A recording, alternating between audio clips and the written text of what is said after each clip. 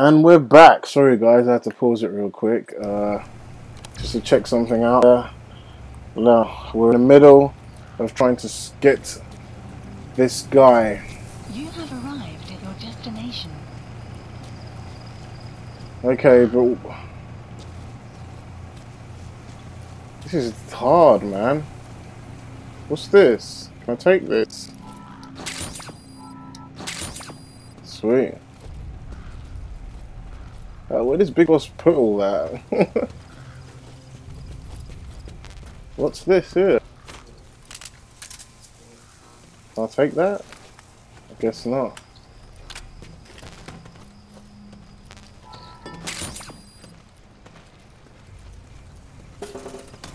I thought I was sitting down then.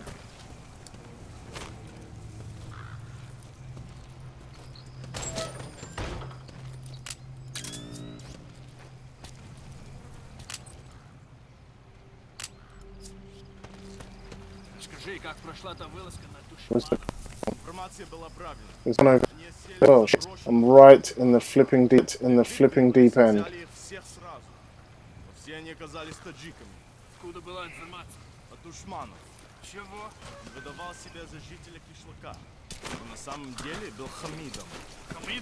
Two of them.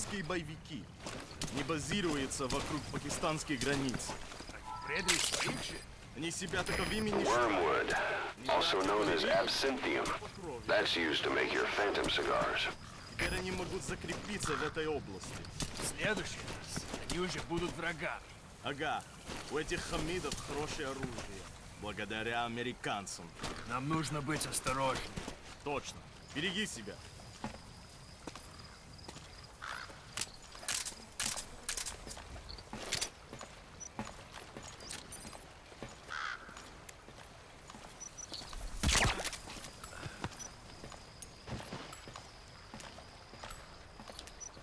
Damn it.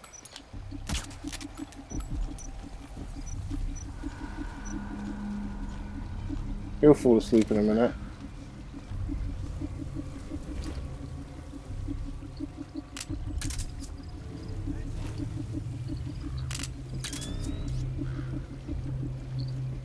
They all seem to have torches in this universe. Everyone just has a torch. Damn it.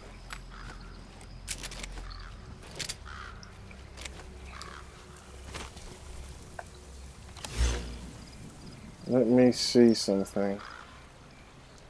Nothing on my mother base yet. Cassette tapes. Ocelot's briefing.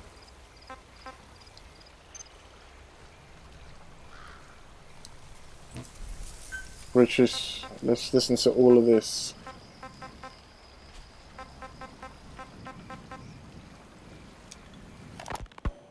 You were hospitalized in Dekelia, a British sovereign base area on Cyprus. It's part of British overseas territory that falls outside of Cypriot jurisdiction. You got moved from Cuba's Little America right into Cyprus's Little Britain. Why Dekelia? The UK and the US remain close allies. The last place Cypher would think to look for you is inside their own system. That's what kept you safe in British military hospital for 9 years. The safest place from a whale is inside its own belly. You were a regular Geppetto. Well, it wasn't Pinocchio who led me out to safety. So who was that guy? Cypher went so far as to attack British territory, burning their own ally. That's how badly they wanted you dead. He said I was in a British military hospital. But the doctor had a Greek accent. They hire locally. Easier to trust them.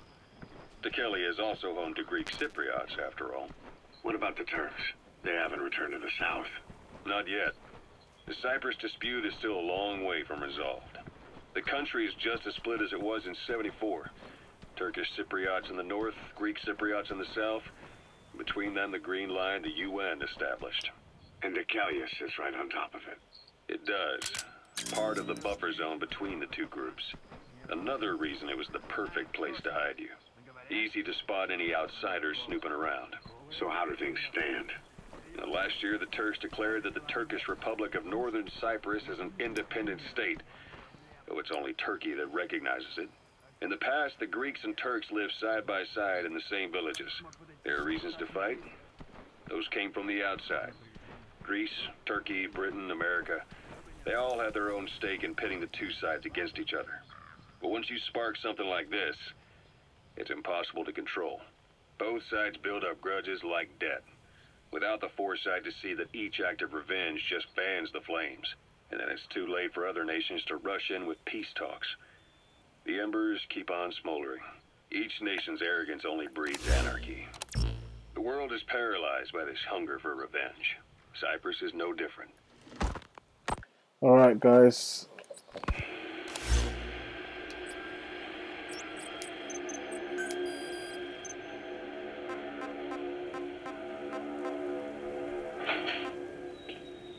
You're up. We're changing ships? We can't go sailing the Suez in a whaler. The Suez Canal. When did they reopen it? Not long after you were attacked. Once they finished sweeping it for mines after the Arab-Israeli conflict. Can you stand? We're going to transfer to a container ship for passage through the Suez. Our destination is Pakistan, Afghanistan's neighbor to the south. There we disembark and head via Peshawar to the Zero Line, the border. We'll travel to the Khyber Pass by road. And then we continue on horseback.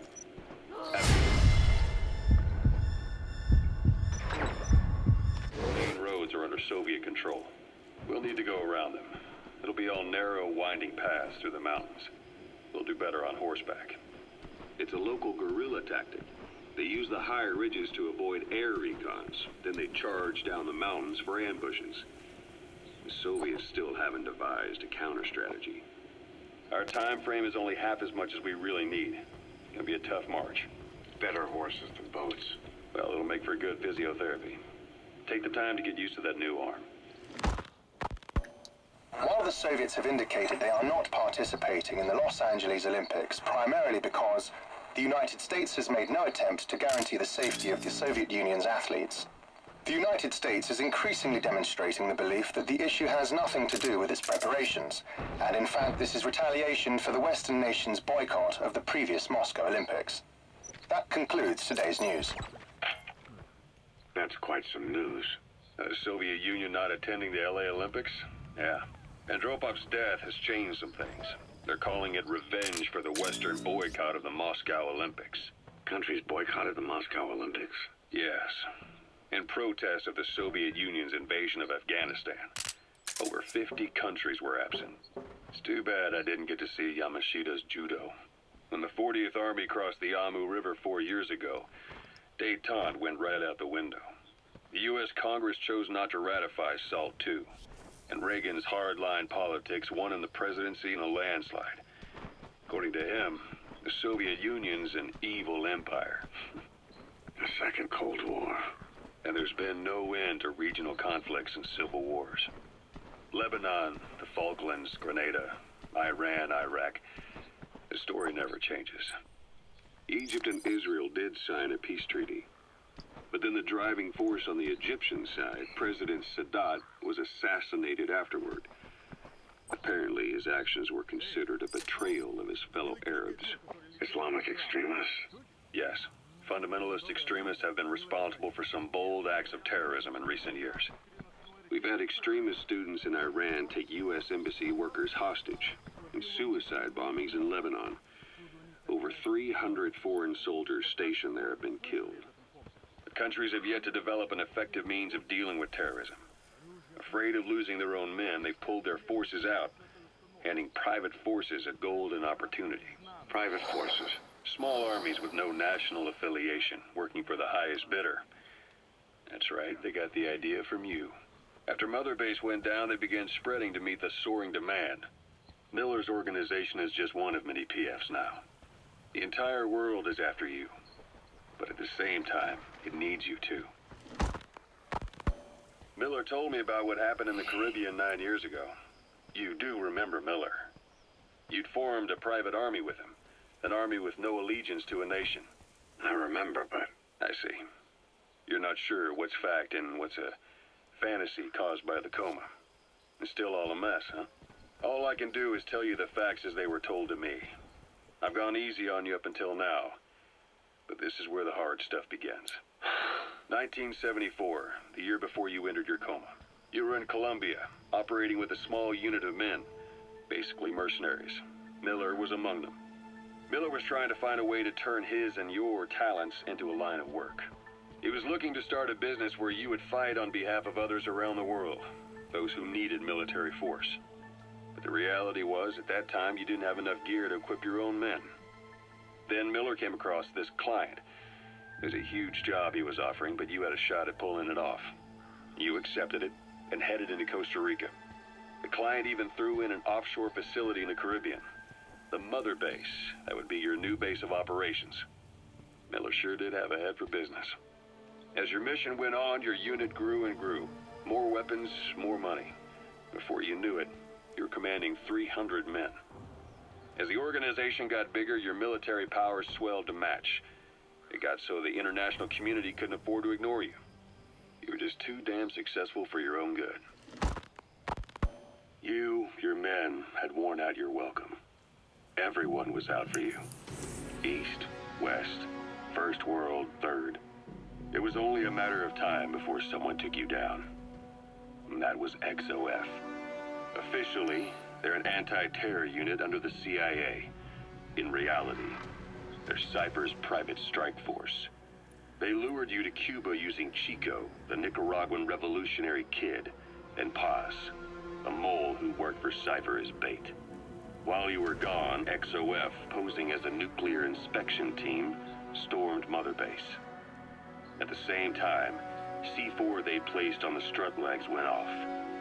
The whole thing went down in minutes. XOF. Kisses and hugs followed by a big FU. All because of Miller's blind spot. A back door into Mother Base no one suspected.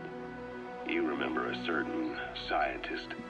Huey was responsible for bringing the inspection team on board, giving the enemy a perfect opportunity to hit you at home. You were returning from Cuba when it happened. Mother Base came damn close to taking you with it into the Caribbean. Those of your men out on assignment returned right away. They refused to believe the wreckage in the water they found was Mother Base. But they checked the coordinates again and again, until reality finally settled in. You were supposed to die that day. That was XOF's primary objective. As far as most folks know, you did. The first doctor to see you wasn't even sure what he was looking at. Before they'd even finished operating, your men moved you to that hospital in Cyprus. There was a woman named Eva who What arranged the hell? that. Eva. Rings a bell, huh? Most men in your condition would have been written off right from the start. But you survived. You went straight down to hell, and they pulled you out. Your eye wide open. Full of venom. The days of naked Snake are long gone. Welcome back, Venom Snake. This world still needs you. Here, Snake, try this on. A prosthetic arm. Yeah, Miller was calling it the arm that wasn't there. The physiotherapy's going well. Your arm's bulked up enough for it to fit. There. Perfect. A little time with it, and it'll work better than the real thing. What do you think? Huh. I can still feel my real arm. Well, you better get used to this one quick. You have any pain? Every now and then. Where? My fingertips. My left fingertips. Sounds like phantom pain. Your brain still remembers your old hand. Yeah. What about your vision? Can you see okay? Yeah, at the moment. Now, the shrapnel in your skull is pressing on your optic nerve. I'm told any hard impact could have an effect on your visual cortex. Yeah. The doctor mentioned that. Your brain might process visual information incorrectly. In other words, you could have hallucinations. Oh, wow. You might see things that aren't there, or not see things as they really are. You experience any of that? I think so. When? Right after I wake up. Colors look faded. Colors, huh? Well, that's not a major concern in and of itself, but it could mean the difference between life and death in the field. You'll need to watch out for that. I will. All right. You should continue your physio. We'll be arriving soon. It's the last chance you'll get. Okay.